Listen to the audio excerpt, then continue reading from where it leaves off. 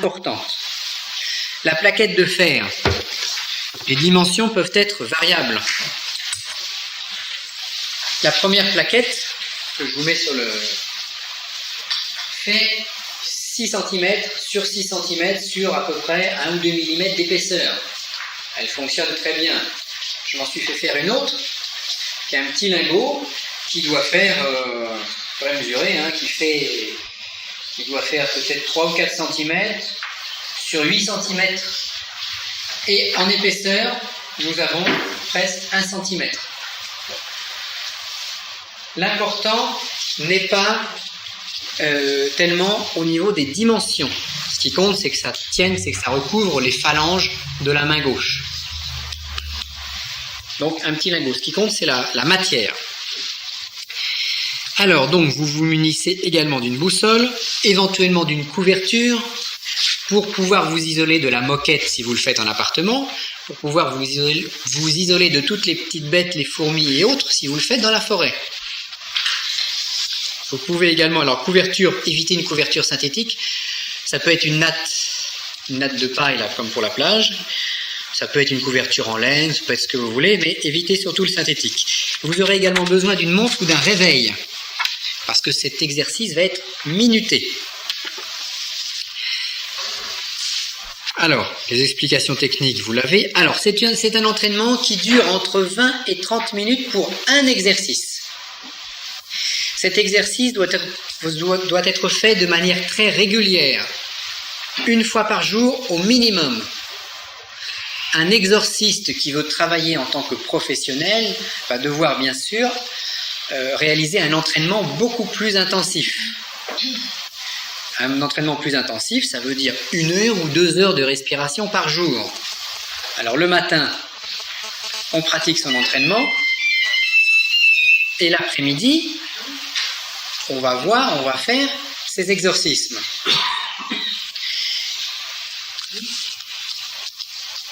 Alors, donc, orientation magnétique. Alors, l'état mental, vous devez être, quand vous faites cet entraînement, dans un état de vide intérieur. Si je veux pouvoir... Bernadette.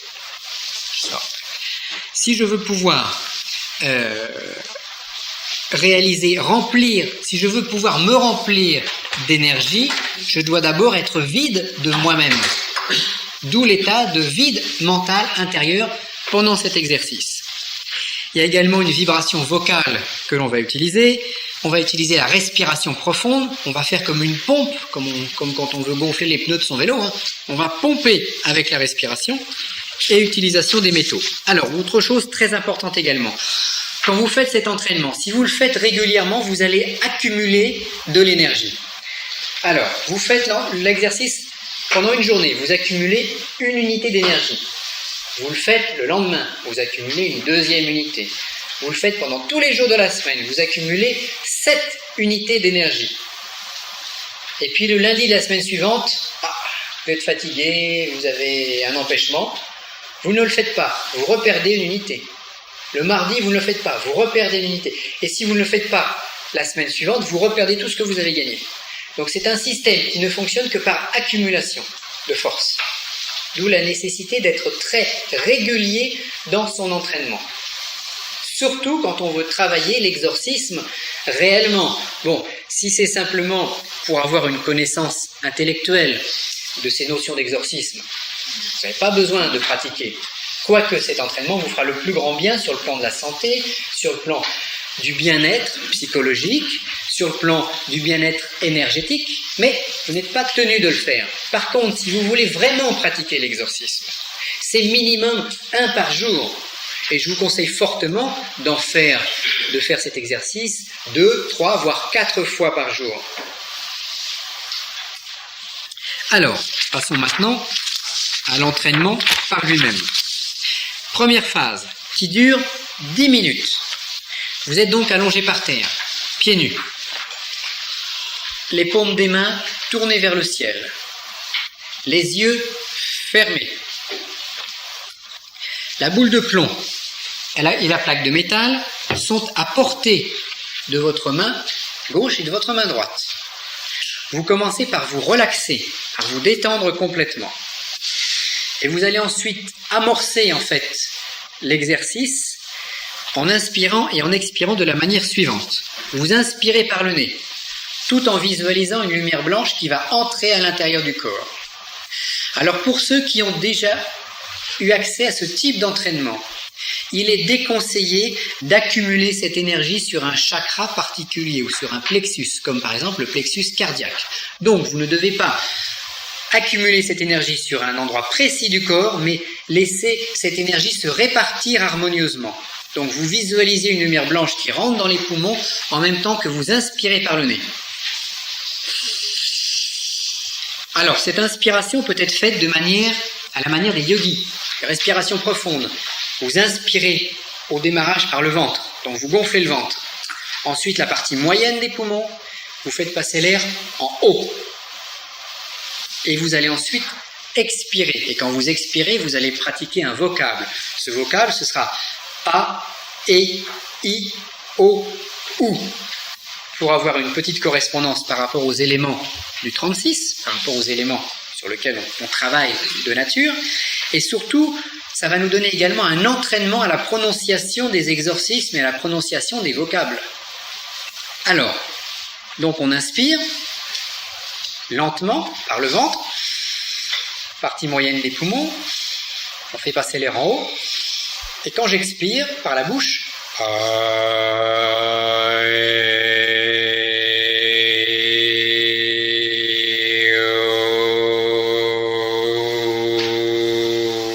et j'expire bien à fond.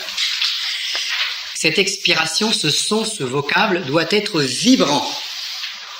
Il ne faut pas le dire sur un ton aigu, mais sur un ton grave et lent. C'est un exercice qui se fait lentement. Donc,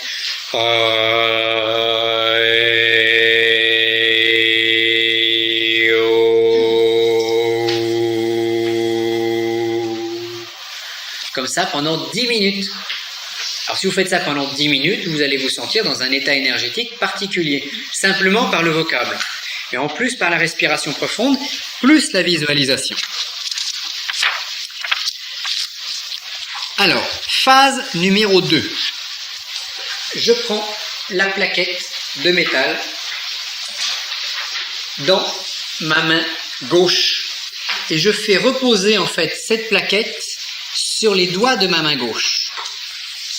Paume de la main toujours vers le haut, vers le ciel. Je prends la boule de plomb, je ferme mon poing droit autour de la boule de plomb.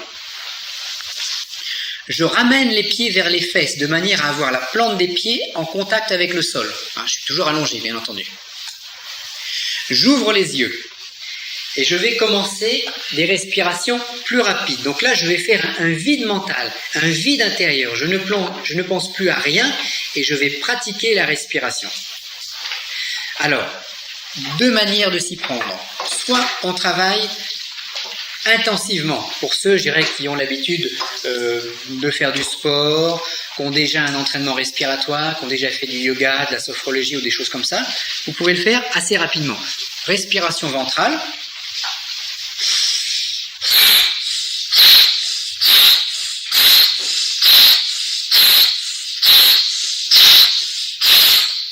Pendant minimum 5 minutes.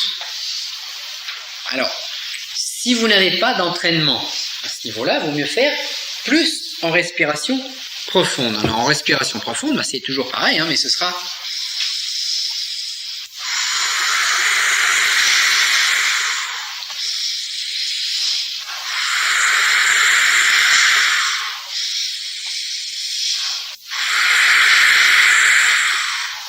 pendant minimum 5 minutes. Donc je préfère, quand vous allez pratiquer cet entraînement, faire des respirations plus lentes, mais surtout tenir cette durée de 5 minutes minimum. Alors si vous avez l'habitude de respirer très mal, vous aurez des phénomènes de suroxygénation. Donc le but n'est pas d'obtenir des suroxygénations, le but est d'obtenir une bonne oxygénation du sang, mais surtout de capter des énergies. Donc, vous pouvez avoir la tête qui tourne un petit peu, vous pouvez avoir du fourmillement, du picotement, un certain nombre de choses. Ne poussez pas trop l'exercice.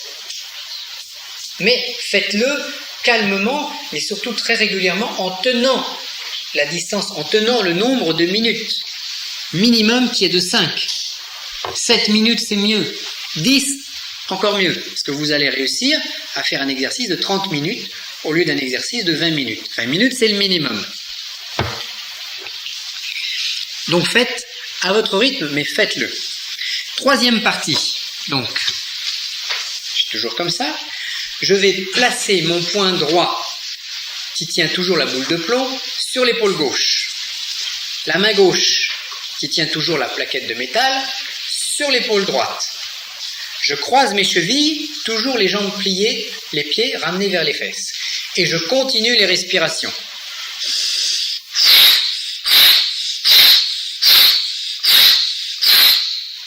Toujours minimum 5 minutes. À la fin, je décroise les bras, je décroise les jambes et je reste allongé quelques minutes sans me relever. Surtout si c'est un entraînement dont je n'ai pas l'habitude. Parce que je vais avoir la tête qui tourne, je vais avoir un certain nombre d'effets secondaires. Donc on se relève toujours très doucement dès que les sensations sont terminées. On commence par se relever en s'inclinant à moitié, en s'appuyant sur les coudes. Puis, toujours assis par terre, je m'assois et je reste sur le sol. Après, quand je sens que je peux, je me lève. J'y vais doucement. Il y a un certain nombre d'entre nous, quand on est nettement moins nombreux, on peut s'amuser à faire l'exercice ensemble. Bon. Et ceux qui s'amusent à se relever directement, en général, se rassoient aussi rapidement parce que c'est la tête qui tourne, parce qu'on n'a pas l'habitude de ces entraînements. Alors c'est un entraînement qui est relativement physique, je dirais un peu sportif. Mais il va nous falloir affronter les démons. Donc il vaut mieux être bien préparé, bien équipé et je dirais puissant. L'exorcisme doit être bon et puissant. Cet entraînement va vous donner une puissance. Alors, même si vous ne voulez pas pratiquer d'exorcisme, vous pouvez faire cette respiration, faire cette technique qui va vous apporter une meilleure respiration, une meilleure oxygénation, une puissance supérieure dans vos pratiques personnelles, que ce soit du magnétisme, que ce soit du Reiki, que ce soit une profession X ou Y, que ce soit de l'immobilier, que ce soit de la banque, que ce soit... Si vous faites cet entraînement régulièrement, vous aurez plus de puissance. Je discutais avec un jeune homme hier soir. Il s'est aperçu, ça fait quelques années qu'il connaît cet entraînement. Et puis, il travaille, il vend des ordinateurs, des systèmes électroniques à des grandes entreprises telles que les grands supermarchés, etc. Bon. Et puis là, il avait une baisse de son chiffre d'affaires. Il disait, depuis quelque temps, j'arrive plus à vraiment négocier les contrats, ça marche plus. Qu'est-ce qu'il a fait depuis une semaine? Boule de plomb, plaque de métal, et tous les jours, un quart d'heure. Au bout de 7 jours, il a remonté son potentiel énergétique, et maintenant, les acheteurs viennent le voir et signent. Bon, alors, il est peut-être doué. Attention, une semaine, c'est court pour démarrer, pour avoir des effets dans ce type d'entraînement. Il est peut-être doué, c'est à chacun d'adapter la durée de l'entraînement en fonction de sa nature. Mais ça fonctionne. Il a des résultats. Mais ce qui compte, ce n'est pas les résultats que ce monsieur va obtenir, ni les résultats que moi j'obtiens, ni ceux que certains d'entre nous qui font déjà l'entraînement. L'important, c'est les résultats que vous allez obtenir. Et pour savoir si ça fonctionne, la seule façon, c'est de trouver une boule de plomb, de trouver une plaquette de métal et de passer minimum 20 minutes par jour à faire ces respirations. Et pendant, non pas 2 semaines, mais pendant au minimum 1 mois, 2 mois, voire 3 mois, pour commencer à en avoir les effets concrets. Alors évidemment, les plus sensibles d'entre nous, au bout d'une semaine ou au bout d'une journée, vont sentir des choses qui vont se passer. Personnellement, il m'a fallu 3 mois d'entraînement avant de vraiment constater des effets efficaces, mais surtout des effets contre lesquels je ne pouvais pas invoquer les coïncidences ou tout un tas de choses, parce que bon...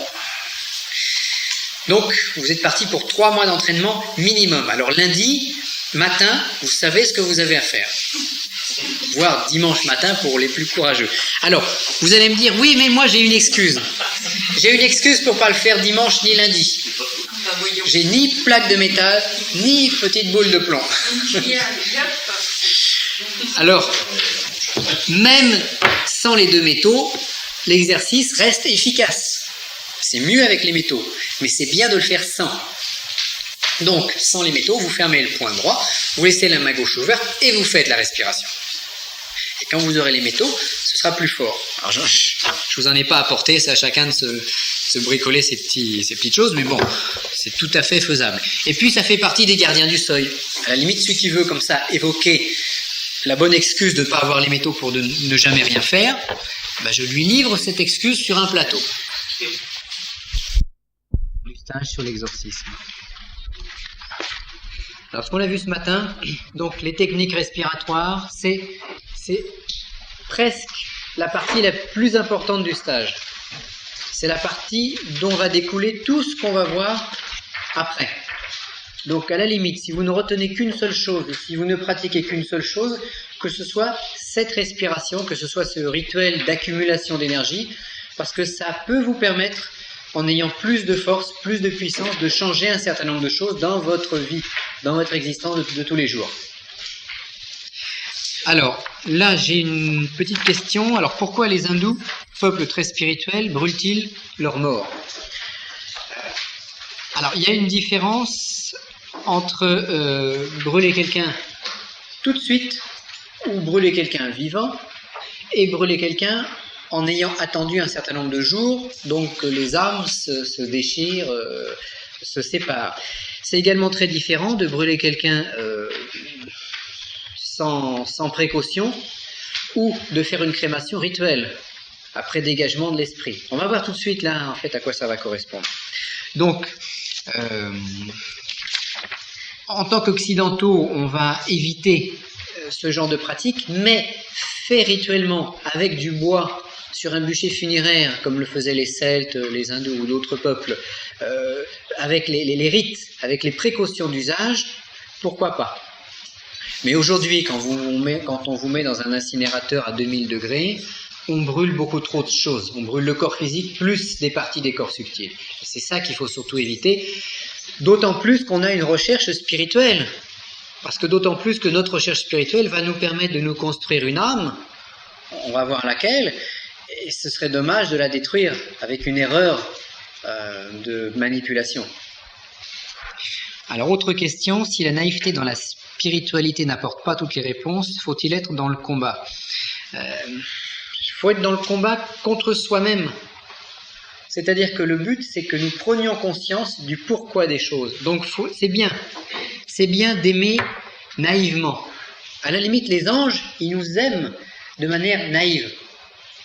Mais notre rôle à nous, il est de partir de cette naïveté, donc de cette enfance, pour arriver à une connaissance, à une compréhension, à une densification de soi. Donc c'est bien, la naïveté c'est bien parce que ça permet d'être ouvert. Mais c'est pas suffisant.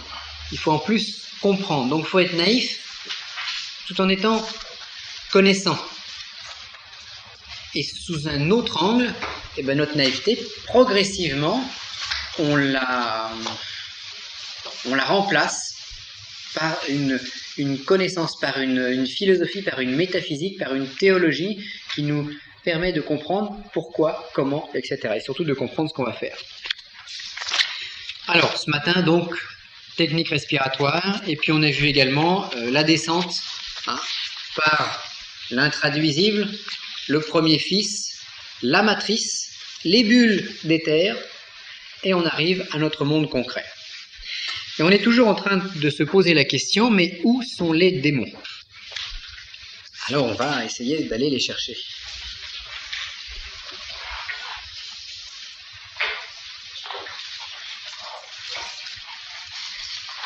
Alors on peut éventuellement avoir une première réponse. On avait vu donc ce matin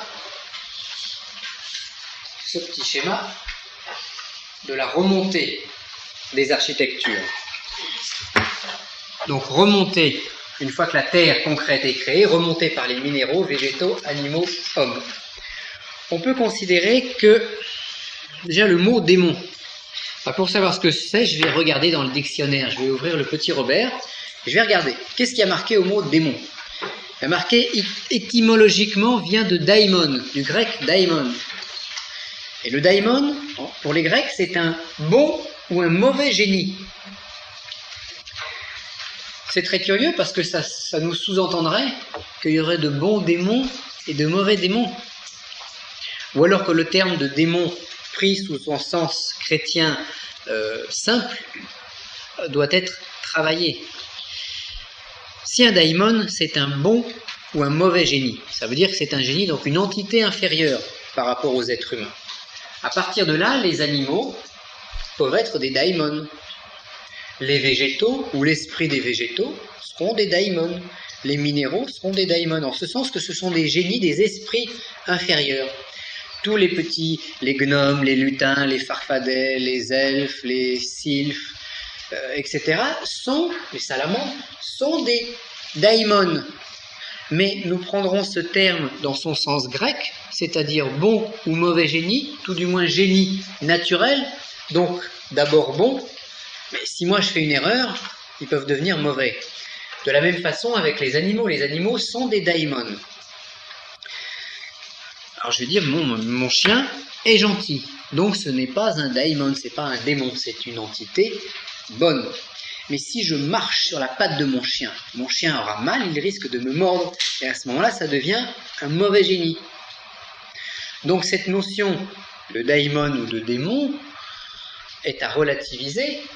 Si on prend le daimon comme étant entité inférieure, le lion qui mange la gazelle, est-ce que c'est bien, est-ce que c'est mal?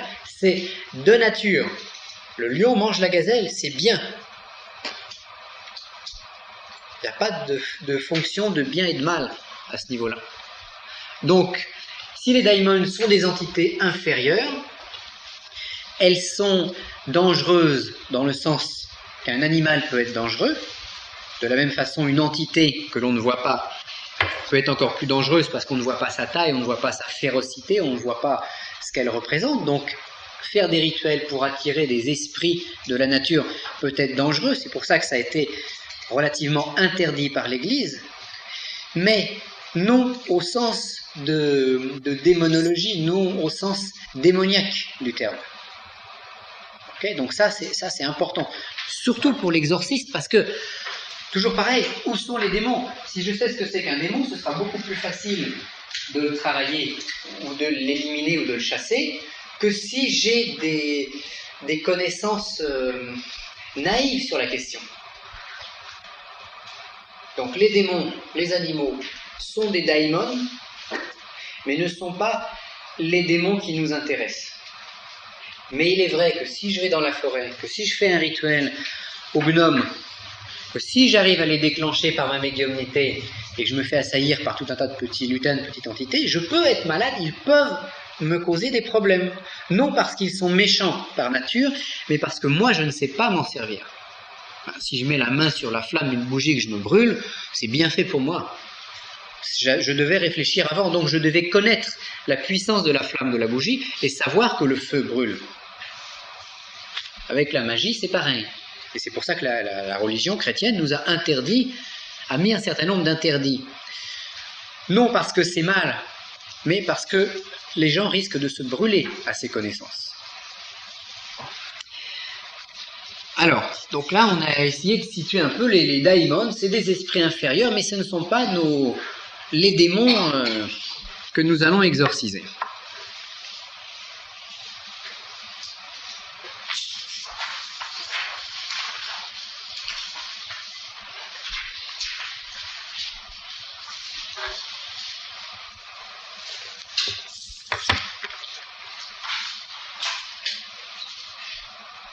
Alors, nous sommes faits,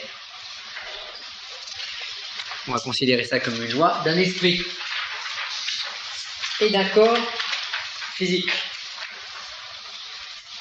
Donc on a l'esprit qui va être tout en haut, on a le corps qui va être tout en bas.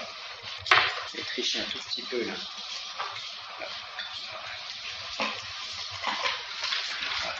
On va cacher ce qu'il y a au milieu pour l'instant. Donc nous avons un esprit qui représente notre aspect spirituel divin, l'étincelle d'éther qui est en nous, et nous avons un corps physique qui contient cet esprit. Dès l'instant où on a quelque chose qui se trouve en haut et quelque chose qui se trouve en bas, alors, comme nous avons vu ce matin, l'homme est fait à l'image de toute la création. Donc ce sera toujours pareil. L'esprit représente notre éther, c'est-à-dire l'aspect homme, tandis que le corps représentera notre matière, c'est-à-dire notre aspect minéral. Tout est toujours imbriqué et tout est toujours en correspondance naturelle avec tout. Dès l'instant où j'ai un esprit spirituel et un corps matériel, il me faut une charnière entre les deux. Il me faut un élément qui va être de double nature, de nature esprit et de nature corps, de nature spirituelle et de nature matérielle. Alors cette charnière, on va l'appeler l'âme. Donc on a une âme. Alors si notre corps physique reste un corps physique, qui restera dans le physique de toute façon, si notre esprit reste notre étincelle immortelle qui nous habite, tout le jeu spirituel, religieux ou initiatique va se situer au niveau de cette âme, de cette charnière entre les deux plans. À la limite, on peut difficilement envoûter un esprit, on peut difficilement envoûter un corps. Par contre, au niveau de l'âme, c'est là que va se situer le combat. Et si on a une âme qui se trouve charnière entre l'esprit et le corps, ça signifie que notre âme va être de double nature. Une nature d'âme spirituelle qu'on va appeler âme blanche, et une nature d'âme matérielle que l'on va appeler âme noire. Alors ne pas voir ces couleurs-là sous forme de couleurs, mais sous forme de symboles. Âme blanche, plus proche de l'esprit, donc nature spirituelle, et âme noire, plus proche du corps, donc de nature matérielle. Et tout notre jeu, il va se situer ici. D'ailleurs, s'il y en a qui connaissent un petit peu l'anglais, je crois que le terme SOS, c'est Save Our, voilà, ça veut dire sauver nos âmes. C'est pas sauver nos corps, c'est curieux, c'est sauver nos âmes. Et on nous parle toujours de sauver son âme. Alors, si notre esprit est immortel, et de toute façon il sera sauvé d'une certaine manière, on y reviendra, et que notre corps étant mortel sera de toute façon détruit, c'est le caput mortum qui repartira à la terre, notre âme, elle, peut être sauvée ou non.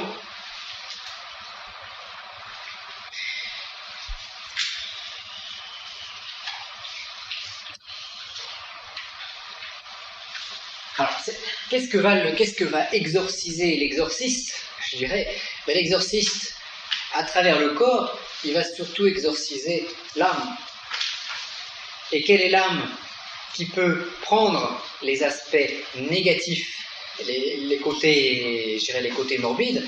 C'est plus l'âme noire qui est de nature corporelle.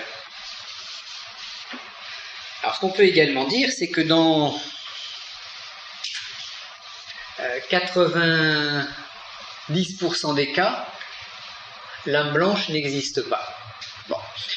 Quand on a un bébé qui va naître, le bébé naît, il a un petit esprit, parcelle d'éther, il a un petit corps et un embryon d'âme qui sera noir pour le bon fonctionnement du corps et des organes et qui sera blanche pour le lien en fait avec l'esprit. Comme si tout ça c'était un tube dans lequel pouvaient circuler des énergies. Mais c'est sous forme embryonnaire. L'enfant va progressivement développer son corps et quand il atteindra ses 18 ans, il aura un corps qui sera pratiquement terminé. Son esprit, il l'a hérité, il l'a. Par contre, en fonction de son travail personnel, en fonction de sa recherche, soit il va développer son âme noire, soit il va développer son âme blanche. Toutes les recherches matérialistes, recherches professionnelles, recherches passionnelles, on va revenir sur toutes ces notions, vont développer notre âme noire, notre âme instinctive, notre âme corporelle. Et seule la recherche plus spiritualiste, quel que soit le courant, quelle que soit la religion, quelle que soit la façon dont on va s'y prendre, va avoir tendance à développer une âme blanche. Ça signifie donc que 90% de nos compatriotes ont une âme noire plus ou moins développée et un embryon d'âme blanche, support de l'esprit. Alors comment ça se passe? Quand l'esprit, il y a l'esprit d'un côté, il y a le corps de l'autre côté. Le corps veut aller à droite et l'esprit veut aller à gauche. Qui va gagner le combat? Si l'esprit est fort et arrive à contraindre le corps à faire ce qu'il faut, on développe une petite parcelle d'âme blanche. Si au contraire, c'est le corps, c'est-à-dire les instincts, qui entraînent l'entité pour quelque chose de purement passionnel ou matériel, eh bien c'est l'âme noire qui va hériter d'une petite force supplémentaire. Et ce combat est durant toute notre vie, donc on va fabriquer une âme blanche ou une âme noire. Quand nous faisons des exercices de respiration, c'est de l'énergie tellurique que l'on va absorber. C'est une énergie qui va développer notre âme noire. Alors vous allez me dire, oui, mais là on est en train d'expliquer qu'il faut développer l'âme blanche et non pas l'âme noire. En fait, le principe de l'évolution spirituelle est de développer les deux, d'avoir un équilibre entre le bas et le haut. On dit également un esprit sain dans un corps sain. C'est exactement la même chose. Le corps doit assumer sa fonction, doit fonctionner selon ses programmations. L'esprit doit assurer la pérennité spirituelle de l'ensemble. Et puis l'âme, c'est le résultat. L'âme, ce sera la moisson fluidique.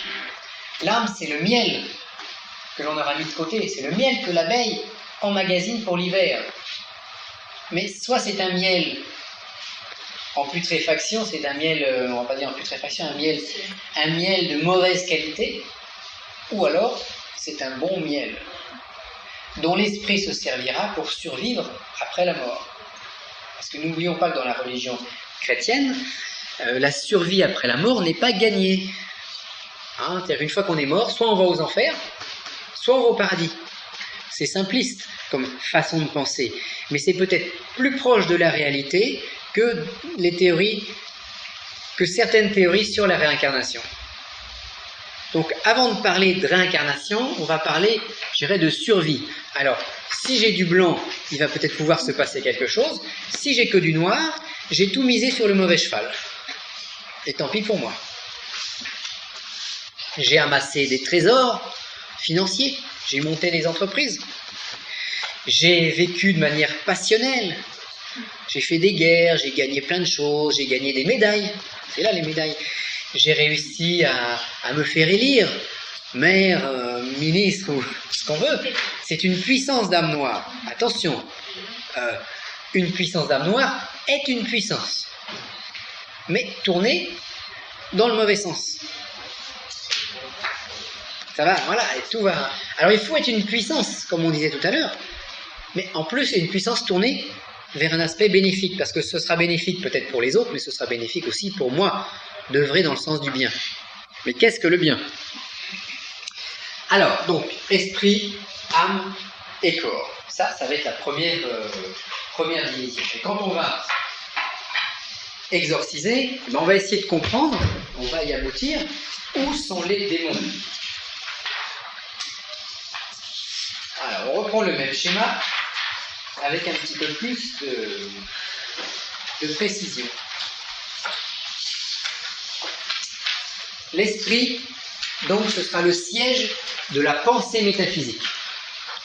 Quand vous essayez de comprendre les notions spirituelles, quand vous essayez de comprendre qu'est-ce que le 36, qu'est-ce que le mystère de la Sainte Trinité, qu'est-ce que l'Eucharistie, mais en raisonnement logique, pas en recopiant ce qu'on nous a appris, pas de la manière d'une sorte d'imbibation, mais j'essaye de savoir qu'est-ce que c'est que tout ça, qu'est-ce que l'initiation. Je me pose des questions, donc siège de la pensée métaphysique ou théologique. C'est l'Esprit Saint, c'est le germe d'éther. Quand on dit également dans la Bible que l'Esprit Saint descend sur les apôtres à la Pentecôte, etc., c'est que le germe d'éther que tout le monde possède déjà va être multiplié, va être amplifié par une descente d'un nouvel éther. Et tout le but, comme on disait ce matin également, tout le but de la démarche ésotérique, c'est de multiplier cette puissance d'éther en nous. Parce que si j'ai 1 gramme d'éther, eh ben j'ai une certaine forme d'intelligence profane, normale, dirons-nous. Mais si je réussis à avoir un germe supplémentaire, à avoir un 2e gramme qui me descend, eh bien c'est la descente de l'Esprit Saint qui va m'illuminer et qui va me permettre de comprendre beaucoup plus loin et de comprendre la réelle métaphysique. Donc il y a une espèce de double travail. En comprenant la métaphysique ou en me posant des questions, j'oblige mon esprit à être plus dense, je le concentre et je le rends plus récepteur au Saint-Esprit, un germe qui peut descendre. Et c'est ce germe qui va immortaliser en fait tout le reste. C'est ce germe qu'a eu Jésus, c'est ce germe qu'ont eu les apôtres, et c'est ce germe ou ce Saint-Esprit que sur un certain plan horizontal tentent, mais réussissent d'une certaine façon à se transmettre les religieux des uns aux autres, sur un plan horizontal. Donc, l'esprit, c'est ça. L'âme blanche, l'âme, c'est le siège des émotions. Donc c'est l'âme qui va faire battre le cœur plus vite. D'ailleurs, l'âme est en connexion, est en relation avec le cœur. Quand on parle du sang du Christ, du cœur, de la chair du Christ, etc., c'est des notions qui se trouvent à ce niveau-là, au niveau des formes d'âme. L'âme, ça va être l'émotion mystique, l'âme blanche. Donc, quand j'ai une émotion mystique, je suis en communion avec mon âme blanche. Et quand j'ai une émotion matérialiste, ça y est, j'ai enfin gagné au loto, je suis content, je suis heureux, et bien ce serait une émotion passionnelle liée à l'âme noire. Donc âme blanche, émotion mystique. L'âme blanche, c'est également le fameux corps de gloire que l'initié, que le chercheur doit construire, et qui servira de corps de substitution au corps physique, une fois que la mort sera parvenue. L'âme blanche, c'est également l'auréole des saints. C'est une forme de manifestation extérieure, visible, plus ou moins visible par les visionnaires, de ce fameux corps de gloire. Alors, ce qui est très curieux aussi, c'est que le corps de gloire, ou l'auréole des saints, c'est pas une auréole autour des pieds, c'est une auréole autour de la tête, donc autour de la partie la plus noble de l'humain. Autre chose intéressante à voir aussi, c'est que qu'est-ce qui reste de nous? Qu'est-ce qu'on retrouve des hommes de Pithecanthrope?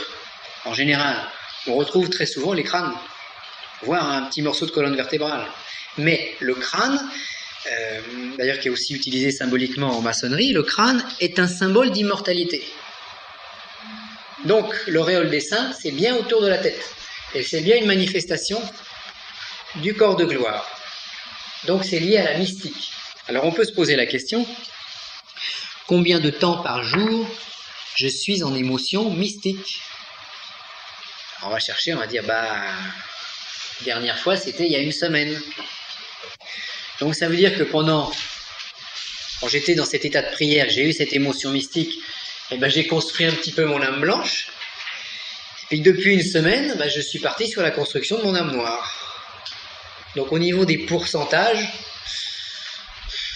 même quelqu'un qui fait une recherche spirituelle ou religieuse sera très souvent dans l'âme noire et hélas assez rarement dans l'âme blanche. Alors cette âme noire, il faut absolument arriver à les différencier pour ne pas être piégé. Bon, le corps, on peut le on peut le dévoiler, ce sera toujours la même chose. L'âme noire, c'est le domaine passionnel et instinctif. Dans nos instincts les plus bas, comme dans nos instincts presque les plus nobles. Donc l'âme noire, domaine passionnel et instinctif. Quand j'ai faim, c'est une expression, c'est une émotion qui vient du corps ou de l'âme noire. C'est physique. Quand j'ai peur, c'est l'âme noire. D'ailleurs, on parle du courage comme une vertu haute. Donc l'âme noire, c'est tout ce qui va être passionnel. Quand je vois par exemple une affiche où on me demande de l'argent pour envoyer en Éthiopie pour sauver les malheureux qui sont en train de mourir de faim là-bas. Et puis ça me fait quelque chose, parce que c'est des enfants. Alors qu'est-ce qui s'exprime? Mon âme blanche? Est-ce que c'est une émotion mystique ou une émotion instinctive? C'est plutôt l'âme noire, c'est plutôt une émotion instinctive, c'est plutôt l'aspect, l'émotion paternaliste ou maternelle qui s'exprime. Je veux sauver un enfant qui se trouve là-bas et qui est en train de mourir. Donc, âme noire. Alors, c'est bien, l'âme noire n'est pas mal. C'est pas le siège du mal. Mais l'âme noire est là pour gérer le côté animal de notre individu. Nous en avons besoin pour le bon fonctionnement du corps physique. Nous sommes en fait anges et animal. Et on doit assumer notre double nature. Et c'est notre nature, en quelque sorte de crucifixion entre le haut et le bas, qui nous permet d'être d'être la pierre d'achoppement de la création. Nous ne sommes pas la partie la plus importante, nous serons la partie la plus concentrée en énergie spirituelle, si nous réussissons. Donc l'âme noire, domaine passionnel et instinctif. Alors l'âme noire, c'est aussi le corps des pouvoirs. Et ça, c'est extrêmement important, parce que ça va nous être d'une grande utilité pour un exorcisme. Si je veux exorciser quelqu'un, avoir une action sur le plan magnétique, je dois posséder un pouvoir. L'aspect spirituel seul est insuffisant. Je dois posséder un pouvoir, donc une âme noire puissante, qui va m'aider à exorciser. Donc ce corps des pouvoirs, c'est également le corps de pouvoir du sorcier, du magnétiseur. On va dire, mais le magnétiseur est-il mauvais? Non, le magnétiseur soigne, mais il soigne le corps, il ne soigne pas forcément l'esprit. Mais on a besoin, on a tous plus ou moins du magnétisme, on a tous besoin de ce magnétisme. Donc là, on est dans une notion où on essaye de retirer un peu cette pensée du bien et du mal. L'âme blanche n'est pas bien, l'âme noire n'est pas mal. Mais il est mal de ne pas construire d'âme blanche. C'est mal pour moi parce que ça me fera très mal au moment de mon décès. Parce que où mon esprit va se loger si je n'ai qu'une âme noire? On va rentrer dans des systèmes très très curieux. Alors, quand on fait nos respirations, nous construisons le corps des pouvoirs, une espèce de corps magnétique. Ce corps magnétique est également le réservoir, le réceptacle de l'âme blanche. Ce qui signifie qu'un mystique, qu'un grand mystique possède en général une grande âme noire. Donc on peut considérer les grandeurs d'âme noire et blanche. Donc le mystique, le saint, le théurge, la personne qui fait du bien, possède une grande âme noire, une grande âme blanche et une grande âme noire. Alors que le bon sorcier, enfin le bon ou le mauvais sorcier, mais celui qui est uniquement dans la sorcellerie, dans le monde des pouvoirs, possède une puissante âme noire, mais pas forcément d'âme blanche.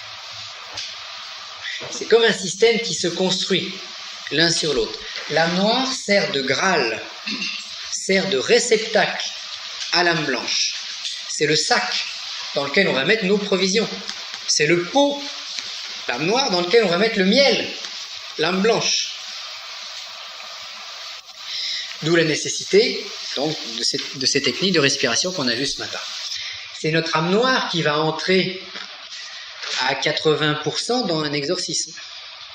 C'est elle qui va donner la puissance énergétique nécessaire pour dégager les miasmes, pour dégager les éléments à éliminer. Si mon âme noire est dirigée par mon esprit, elle est de nature, elle est bonne, efficace, et elle va construire du blanc. Si mon âme noire s'en va, est dirigée par ses propres instincts et par ses propres passions, elle m'emmène à bride abattue dans les sous-bois.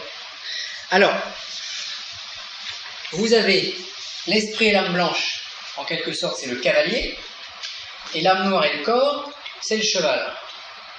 Qui commande? Qui dirige? Est-ce que c'est le cheval ou est-ce que c'est le cavalier? Alors en fonction de qui va diriger, eh bien je vais être dans le bon sens ou dans le mauvais, et je vais aller au paradis ou je vais aller en enfer.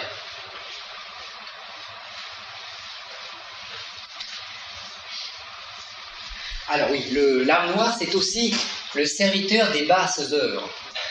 Alors ça, c'est assez curieux, mais si vous pratiquez comme on l'a expliqué, vous allez vous en rendre compte peut-être d'ici quelques mois. En pratiquant les techniques respiratoires, vous allez emmagasiner de l'énergie dans cette âme noire, qui est un espèce de corps énergétique assez proche du corps physique.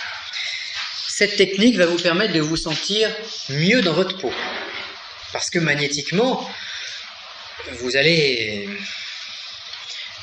plus rayonnant.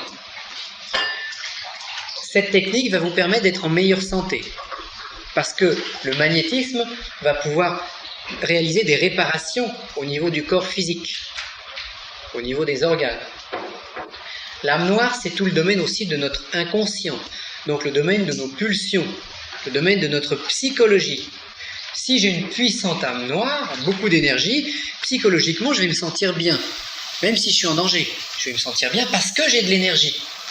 Et n'oublions pas que la vie, c'est l'énergie. Un petit peu comme dans une voiture, on peut avoir une belle voiture, mais si on n'a plus d'essence dans le réservoir, la voiture n'avance plus. Ce qui compte en fait à ce niveau-là, c'est de mettre de l'essence dans le réservoir. Mais la voiture n'est pas le pilote. Donc, très souvent, confusion dans les recherches ésotériques entre le pilote, la voiture, l'essence qu'on met dedans, et puis avec tout ça, on va pas très loin. Le serviteur des basses œuvres, c'est votre âme noire. Alors comment ça fonctionne? Vous avez fait vos respirations régulièrement depuis 6 mois. Au lieu d'en faire une par jour, comme vous êtes persévérant, vous en aurez fait 2. Et puis il y a votre voisin qui fait du tapage nocturne. À minuit, il vous ennuie fortement, il met sa musique trop fort. 1 jour, 2 jours, 3 jours, et puis vous commencez à vous énerver intérieurement. Il n'y a rien de spirituel là-dedans. Et comme vous savez que vous êtes dans une voie spirituelle, vous décidez de ne rien faire contre lui. Et surtout, je ne veux pas lui faire de mal, je ne vais pas faire de rituel, je ne vais pas... etc. Je ne vais même pas aller le voir, je vais simplement essayer de me mettre en état de méditation. Et bien sûr, vous n'y arrivez pas. Et puis votre énervement vous gagne. Bon, quel est le message que l'âme noire reçoit? Que le serviteur, votre serviteur des basses œuvres reçoit? Le voisin est gênant. Il vous ennuie. Eh bien, vous pouvez être sûr, si vous avez bien chargé votre âme noire, que dans les jours qui vont suivre, le voisin soit va griller sa chaîne stéréo, donc il ne pourra plus faire de musique, soit il va tomber dans l'escalier, il va se casser une jambe, il ira à l'hôpital 15 jours, comme ça il ne vous ennuiera plus, mais il va se passer quelque chose. Donc le serviteur des basses œuvres, votre âme noire, elle va aller régler le problème, mais elle va régler le problème à sa manière, qui n'est pas une manière spirituelle, qui est une manière instinctive et passionnelle. Alors, parmi ceux d'entre nous là, qui ont commencé à faire les respirations depuis un certain temps, on a tous des petites histoires comme ça à raconter, qui est une preuve qu'il se passe quelque chose sur le plan énergétique, mais qui est une preuve aussi qu'il faut maîtriser ses pensées. Bon, je vous racontais des petites histoires personnelles. Il y a une dizaine d'années, j'avais pris rendez-vous avec une personne à midi. Et puis il était 11h30, et puis à 11h30, j'avais faim. Et j'avais pas envie de voir cette personne. Alors j'ai commencé je me suis pas mis en colère, j'ai rien exprimé, j'avais faim et j'avais pas envie de la voir. Bon. Mais je faisais des techniques, je faisais des fois 8 respirations par jour, donc 4 heures d'entraînement. Et ben cette personne me téléphone 5 minutes avant midi en m'expliquant qu'en sortant de son garage, sans le faire exprès avec sa voiture, elle a accroché un poteau au téléphone qui était juste là. Alors il n'y a pas eu de grave accident, mais le temps d'emmener la voiture au garage, de prendre une autre voiture, et ben moi j'ai pu manger tranquille, sans être dérangé. Alors des petites histoires comme ça a commencé à s'enclencher. Et au bout d'un certain temps, je me suis dit, mais attention, statistiquement, c'est plus normal, ce ne sont plus des coïncidences. C'est moi qui organise mon propre planning. Et j'avais remarqué même à un moment que j'avais un rendez-vous à 10h du matin. Si je devais recevoir une autre personne à 10h du matin, la première annulée. Enfin, il y avait des systèmes d'organisation liés à l'âme noire qui étaient bien chargés en énergie et qui étaient relativement non maîtrisés. Alors vous allez vous rendre compte, quand ce genre de phénomène commence à se produire, qu'il faut instantanément, quand vous avez une pensée négative ou une pensée d'agacement envers le biotope qui vous entoure, eh bien tout de suite de renverser cette pensée et d'avoir ce qu'on appelle une pensée positive. Parce que votre pensée négative va aboutir. Et à la limite, il n'y a pas de meilleur envoûtement que quelqu'un qui possède une puissante âme noire. Et il n'y a pas besoin de rituel ni de quoi que ce soit, il suffit de penser, et lui, le serviteur des basses œuvres, va faire le travail à notre place. Les envoûteurs les plus dangereux que j'ai rencontrés, ce n'étaient pas des gens qui faisaient des rituels, c'était des gens qui étaient puissants magnétiquement, donc avaient un pouvoir de projection, sans recherche spirituelle. Et ça peut aller loin à ce niveau-là. Donc, l'âme noire, c'est ça qui va le plus nous intéresser dans le domaine de l'exorcisme, mais dans le domaine de l'évolution spirituelle, c'est ça qu'il faut nourrir. Et dans l'Eucharistie, on fera sans doute un séminaire sur la messe et l'Eucharistie, c'est le corps de gloire que l'on doit nourrir.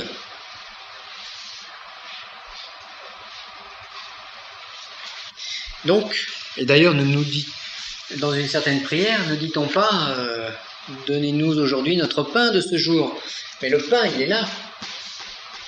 Il n'est pas physique, évidemment. Mais c'est cette émotion mystique, c'est cet Esprit Saint dont on veut avoir une parcelle supplémentaire. Alors, esprit, âme blanche, âme noire. Continuons la recherche. Et à la limite, il n'y a pas de meilleur envoûtement que quelqu'un qui possède une puissante âme noire. Et il n'y a pas besoin de rituel ni de quoi que ce soit, il suffit de penser, et lui, le serviteur des basses œuvres, va faire le travail à notre place. Les envoûteurs les plus dangereux que j'ai rencontrés, ce n'étaient pas des gens qui faisaient des rituels, c'était des gens qui étaient puissants magnétiquement, donc avaient un pouvoir de projection, sans recherche spirituelle. Et ça peut aller loin à ce niveau-là. Donc, l'âme noire, c'est ça qui va le plus nous intéresser dans le domaine de l'exorcisme, mais dans le domaine de l'évolution spirituelle, c'est ça qu'il faut nourrir. Et dans l'Eucharistie, on fera sans doute un séminaire sur la messe et l'Eucharistie, c'est le corps de gloire que l'on doit nourrir.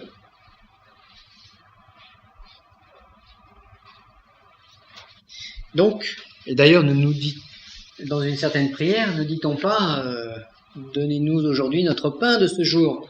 Mais le pain, il est là. Il n'est pas physique, évidemment. Mais c'est cette émotion mystique, c'est cet Esprit Saint dont on veut avoir une parcelle supplémentaire. Alors, esprit, âme blanche, âme noire. Continuons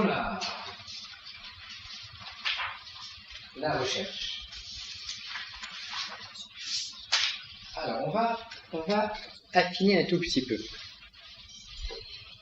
Quand les Égyptiens parlent du Ka, le Ka c'est le double. Le Ka représente en fait l'âme, blanche et noire.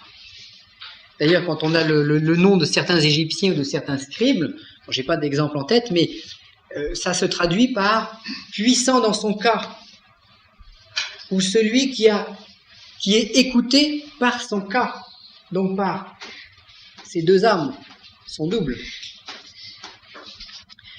En Égypte également, donc le shoot, c'est l'âme noire, c'est la partie obscure et ténébreuse qui nous habite. Donc sa partie tellurique, magnétique, alors c'est le domaine, l'âme noire, de l'instinct, de la ruse. Ce sera également, plus tard, autre chose, c'est le corps des pouvoirs. Et pourquoi les Égyptiens momifiaient-ils le corps physique? Eh bien, tout simplement pour retarder la décomposition de l'âme noire et pour tenter de garder un contact avec l'âme blanche. Alors, s'il peut être intéressant de momifier un pharaon, parce qu'il possède des pouvoirs spirituels et matériels, il devient une hérésie de momifier n'importe qui. Donc, quand en Égypte, on ne momifiait que les princes, que les mages, que les gens religieux, bon, tout allait bien. Et au moment de la décadence égyptienne, on a commencé à momifier n'importe qui. Moyennant finance, bien sûr. Toujours pareil, toujours le même sempiternel problème. Et dans ce cas-là, eh ben, on avait des âmes noires, une dame du monde qui avait été momifiée, donc dont l'âme noire, l'âme blanche étant inexistante, dont l'âme noire était liée au corps, était retenue par le corps, et qui n'avait à apporter au peuple égyptien, comme mémoire globale, que la façon de se maquiller, que les belles robes qu'elle portait, que l'intellectualité, les œuvres poétiques de l'époque, la musique, mais des choses du domaine matériel. Et dès l'instant où les Égyptiens ont commencé à alourdir, je dirais, leur égrégore général par ce genre de pratique, eh bien, on a été vers une décadence qui s'est avancée de plus en plus. Donc, ça c'est un petit coup d'œil sur l'Égypte. L'âme noire, c'est également, donc, comme c'est chargé en tellurisme, c'est la symbolique du serpent. Le serpent est chargé de tellurisme. Et le serpent hypnotise ses proies avant de les dévorer. Donc un hypnotiseur a en général une puissante âme noire, puisqu'il arrive à projeter son propre magnétisme sur quelqu'un pour prendre par l'âme noire le contrôle du corps. Mais l'hypnose, c'est simplement une âme noire qui prend possession, entre guillemets, de l'âme noire de quelqu'un d'autre pour contrôler le corps. Si c'est un thérapeute, il va le faire pour le bien, arrêter de fumer, etc. Bon. Mais ça passe pas du tout par les plans spirituels. L'âme noire, dans son domaine beaucoup plus ténébreux, ce sera également le domaine des névroses et des traumatismes passionnels. Bon, on avait vu ça au dernier stage qu'on avait fait. Selon les traumatismes qu'ont vécu mes ancêtres, moi j'hérite de certaines choses. J'hérite d'une espèce de karma, les dons de mes ancêtres et le traumatisme de mes ancêtres. J'en hérite dans mes cellules. Ma naissance, si j'ai une naissance rapide et agréable ou si j'ai eu une naissance difficile, ça va traumatiser la jeune âme noire qui vient d'arriver. Donc ça, c'est du karma physique, mais très très très très présent. La petite enfance, si par exemple mes parents se battaient, automatiquement pour moi la vie est un combat. Donc je serai tout le temps en combat. Si par contre mes parents n'étaient pas là, eh ben, j'aurais beaucoup de mal à me lier, etc. Bon, on va pas reprendre c'est pas un cours de psychothérapie, mais ces traumatismes, ces programmations vont se faire au niveau de mon âme noire. Et mon âme noire, ça va gérer au moins 90% de ma vie personnelle. Donc toutes les névroses, tous les traumatismes, c'est l'âme noire qui les encaisse. Ce sont les stigmates, ce sont les cicatrices de ce qui s'est passé. Et quand on fait une psychothérapie, c'est l'âme noire qu'on va soigner, c'est notre inconscient. Et c'est parfois très utile parce que mon âme noire, elle est capable de bloquer ma propre évolution. Si, pour moi, la vie est un combat, si je suis tout le temps en train de me battre avec tout ce qui m'entoure, tant que j'ai pas réglé ce problème par une psychothérapie, j'aurai du mal à construire mon âme blanche, parce que j'aurai jamais le temps. Il se passera toujours quelque chose. Donc, l'évolution spirituelle, c'est tout un jeu, en fait, entre l'esprit, l'âme blanche, l'âme noire et le corps. Et en fonction de ma connaissance de ce jeu, en fonction de ma prise de conscience de ce qui se passe, je vais être plus ou moins victorieux ou plus ou moins perdant. En sachant qu'on n'est jamais 100% gagnant, mais on peut être 100% perdant. Celui qui ne s'intéresse à rien, qui est uniquement dans le domaine passionnel, sa vie s'arrête là. Il n'y a rien d'autre. Donc pourquoi Dieu conserverait-il cette personne, puisque elle-même ne veut pas être conservée? Elle a tout misé sur la matière. C'est comme imaginons deux banques. Une banque mafieuse et puis une banque normale. Puis mon argent, je ne sais pas où je vais le mettre. Je le mets dans la mafia ou je le mets dans la bonne banque. Si je me trompe, si je mets toutes mes économies entre les mains de la mafia, je vais tout perdre. Je me suis trompé. J'ai investi sur l'âme noire. Par contre, si je mets toutes mes économies à la caisse d'épargne, par exemple, sans vouloir faire de publicité, je mets mes économies du bon côté. Et ces économies vont me rapporter des intérêts. Et quand j'en aurai besoin, parce que quand tout ça, ça va disparaître à un moment, à la fin, quand j'aurai besoin de ces économies, je pourrai aller les chercher. C'est le miel, donc l'âme blanche, c'est le miel dont va se sustenter l'esprit pour survivre à la mort. L'âme blanche, c'est l'énergie que la fusée va utiliser pour monter vers le paradis. Si j'ai pas d'énergie, mon esprit, il va se retrouver emprisonné dans mon âme noire. Et là, ça va devenir très désagréable.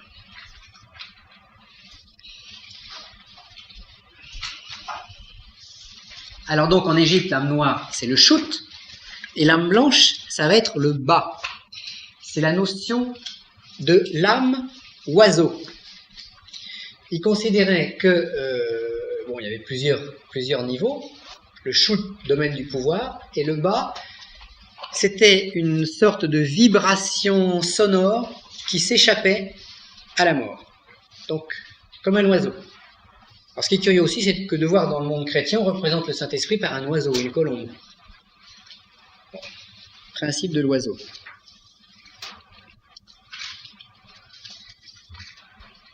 Notons qu'entre l'âme noire et le corps physique, on va placer ce que les Égyptiens appelaient Kaibit, qui correspond à une sorte de fée organique.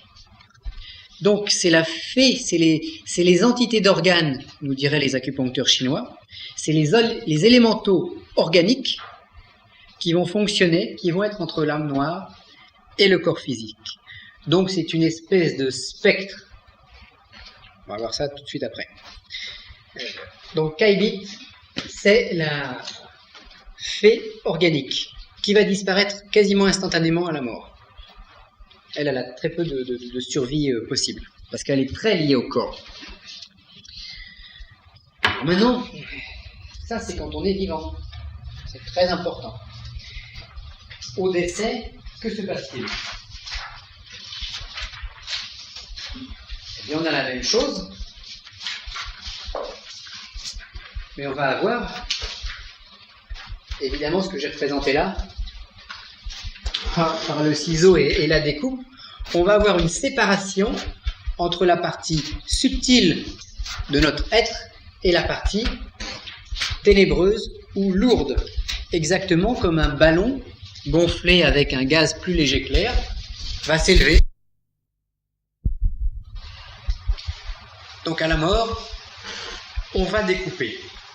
Donc l'esprit et l'âme blanche vont partir plus haut. Alors l'esprit, qu'est-ce qui lui arrive ? L'esprit, à la limite, en tant que matière spirituelle, ne peut pas lui arriver grand-chose puisque, donc siège de la pensée métaphysique, germe d'éther immortel. notre esprit est un germe immortel par définition. Donc de toute façon, l'esprit survit, mais de deux manières différentes.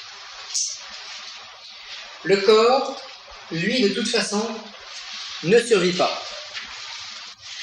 Alors vous me direz, oui, mais dans la Bible, on parle de Élie, on parle de l'ascension de Jésus, etc., etc. Bon. Alors on va dire que le corps ne survit pas, mais qu'il y a peut-être des exceptions qui confirment la règle. Parce que si la puissance de lumière est suffisamment importante, elle peut peut-être tout emmener en gloire. Mais ce ne sera sans doute le cas d'aucun d'entre nous. Alors restons les pieds sur terre, et on considère que le corps, lui, disparaît, retourne à la terre. Qu'est-ce qui va se passer? Donc le corps, il disparaît, décomposition, c'est très simple. L'esprit, il est immortel, c'est très simple. Que se passe-t-il au niveau de l'âme? Alors l'âme blanche, ce sont les réserves pour l'hiver. L'âme blanche, c'est le corps de gloire protecteur de l'esprit. C'est le miel dont l'esprit va se nourrir. Et l'âme noire, qu'est-ce que ce sera? Eh bien, ce sera l'ombre morte, le shoot, pris dans son sens moderne. Donc, l'ombre morte, la mémoire automatique. L'âme noire, c'est le vampire des cimetières. C'est une forme de démon humain en décomposition. Et enfin, on commence à approcher une notion qui peut nous rapprocher, qui peut nous faire comprendre ce que va être, en général, le démon et les phénomènes de possession.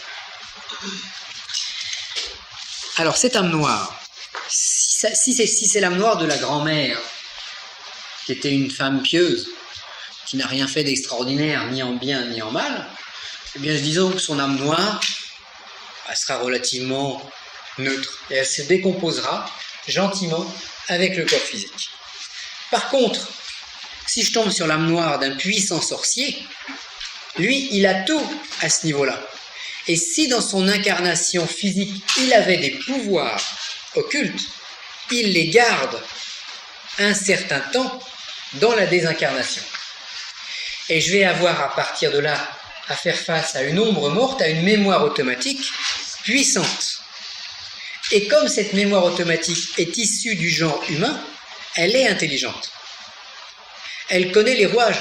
C'est simple, si le sorcier c'était quelqu'un qui avait l'habitude de faire des envoûtements, il n'a pas perdu la main parce qu'il est mort. Il va pouvoir continuer.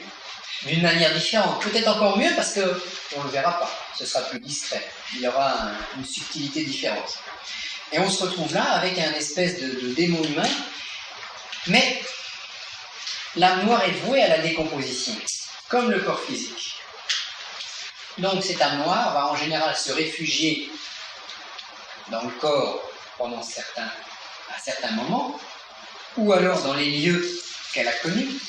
Alors il y a un curieux rituel en Afrique, je ne sais pas si c'est encore pratiqué, quand il y avait un décès, on emmenait la personne dans le cimetière, dans la forêt. Alors il y avait toute une procession, et on faisait une petite maison à l'identique de la maison que la personne avait habitée, une petite maison avec un morceau de la poutre qui était utilisé, avec un peu de la terre de la case, etc.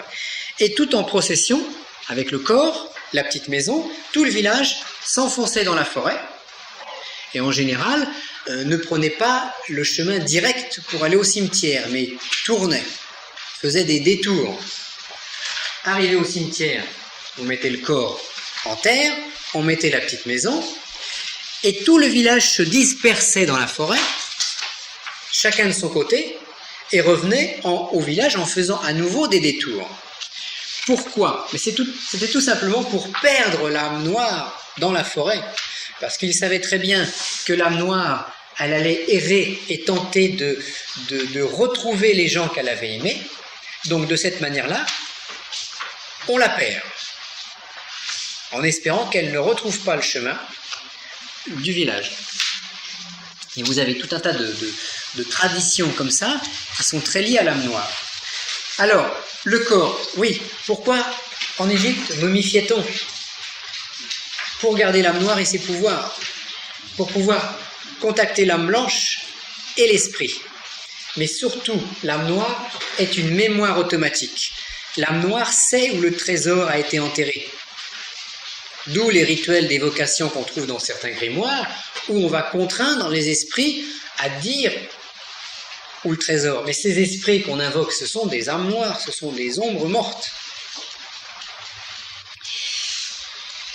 De la même façon, la légende des vampires, c'est totalement lié à l'âme noire et au corps. Et en général, qu'est-ce qu'on nous dit dans la légende des vampires? Le corps garde une apparence vivante, le corps du vampire. Et il faut détruire le corps pour détruire le vampire. C'est très curieux parce que c'est sur un plan occulte exactement ce qui va se passer. Et c'est pour ça qu'on brûlait les sorciers et les sorcières, parce qu'en détruisant le corps physique, on va détruire l'âme noire. Plus difficilement l'âme blanche. Tout dépend de la température.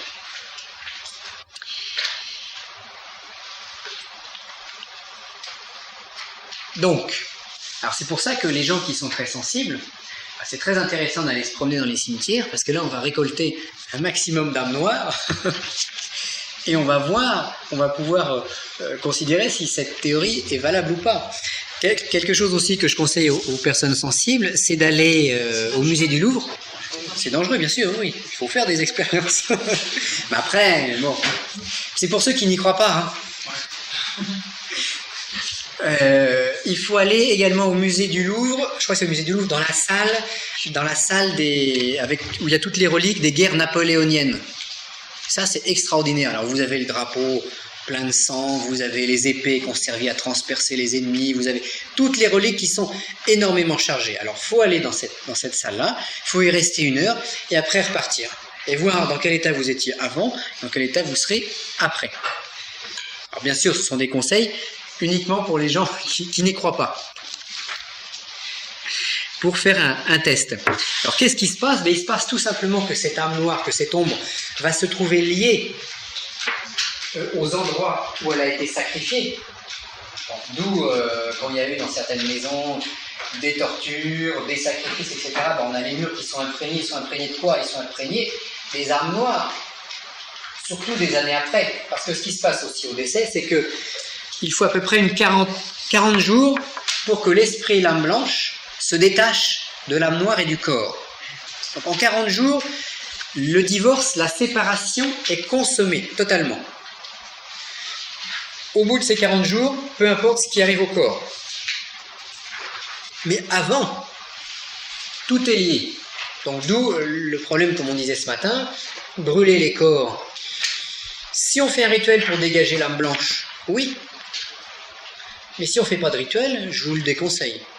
Et si vous vous êtes amusé pendant toute votre vie à faire des respirations, à faire des rituels, à faire des prières, à faire des célébrations, donc à vous construire une petite âme blanche qui s'interpénètre à votre âme noire, eh bien je vous déconseille fortement de vous faire incinérer après, trop rapidement, parce que vous allez brûler, vous allez entamer une partie de vos réserves spirituelles. Donc, alors vous allez me dire, oui, mais ma grand-mère, moi, on ne savait pas, et puis on a fait comme ça. Bah oui. Alors ça nettoie l'âme noire.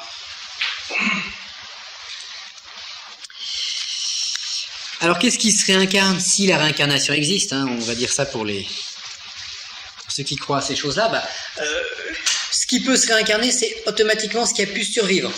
Et ce qui peut survivre, c'est âme blanche et esprit.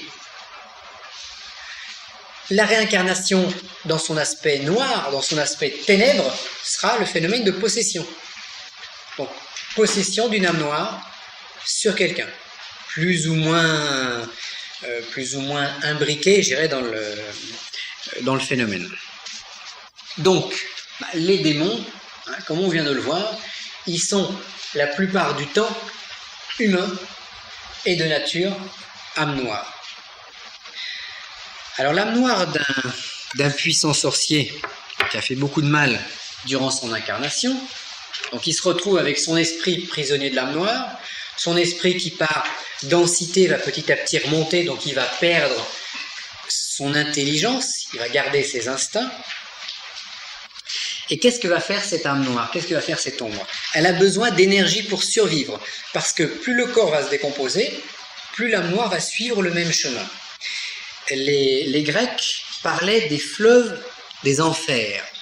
Les âmes noires, les ombres mortes, se décomposent dans les fleuves infernaux. D'où le feu des enfers aussi dont on parlait ce matin.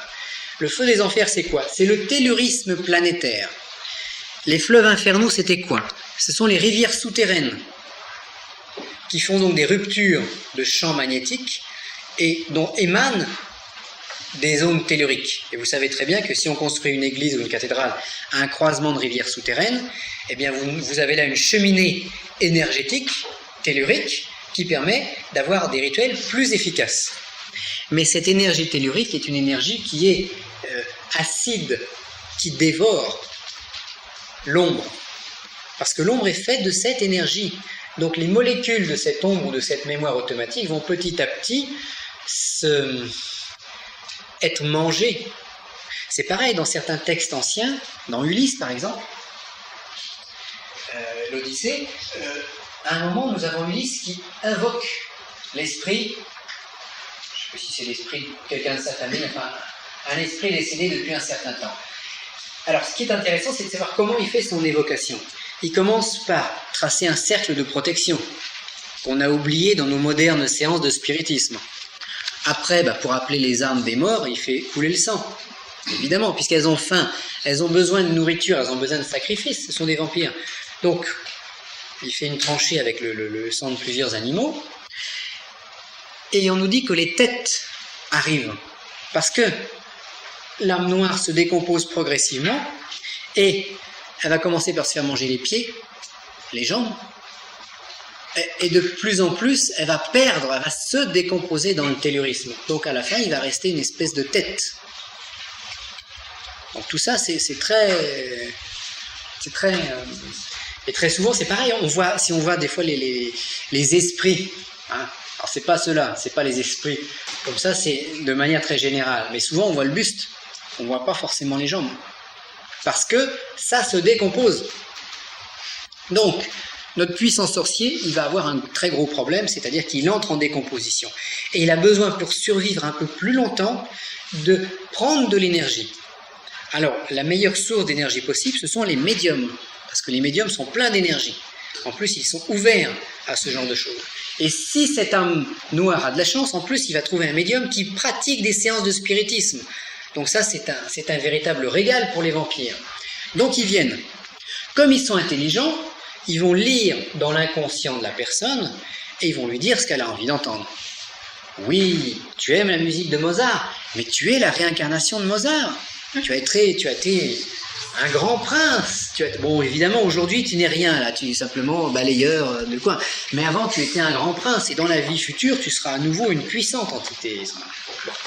Donc il va commencer à raconter un certain nombre de choses pour mettre sa victime en confiance.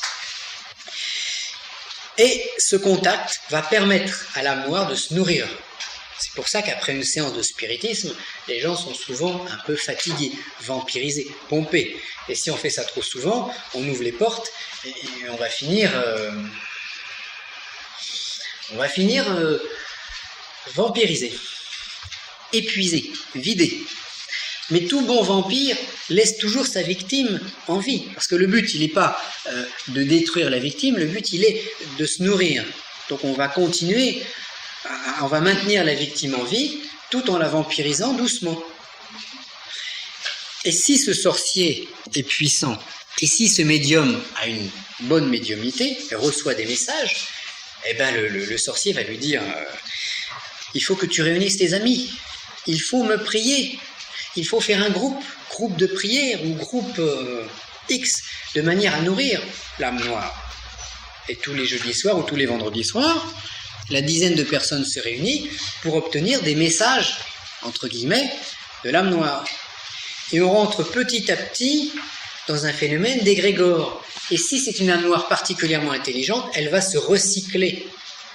Et Dame Noire de